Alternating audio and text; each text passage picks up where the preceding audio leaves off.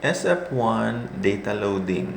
Paano to? Napakadali lang yan. Click nyo po ang SF1 and then makikita nyo kung may sample data kayo dito, pwede nyong burahin by clicking delete all data button. Click nyo po to.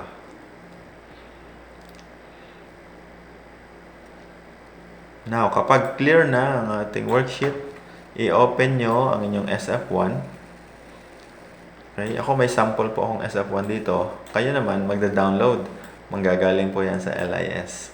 So, ang gagawin nyo po dyan, simula sa LRN, pumunta kayo sa remarks, i-highlight nyo siya, and then baba kayo hanggang pinakang last na female student. Ito po yan. Then, Control-C, copy. Balikan nyo po ang SF1 at may makikita kayo doong extract LIS. So, i-click nyo po siya. And then click yes. Transferring data.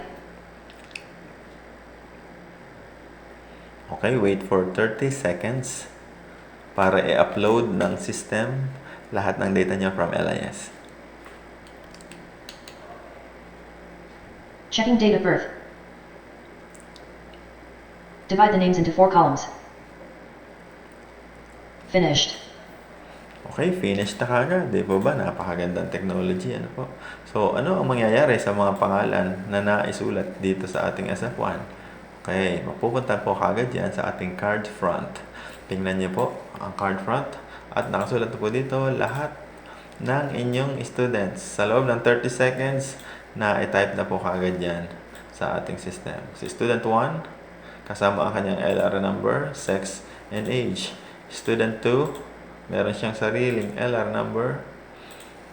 And then, student 3, 4, 5, student 6, student 7, lahat sila ay kasali na agad dito. So, ang babaguhin niya lang is the grade level and the section. Paano niyo gagawin yan?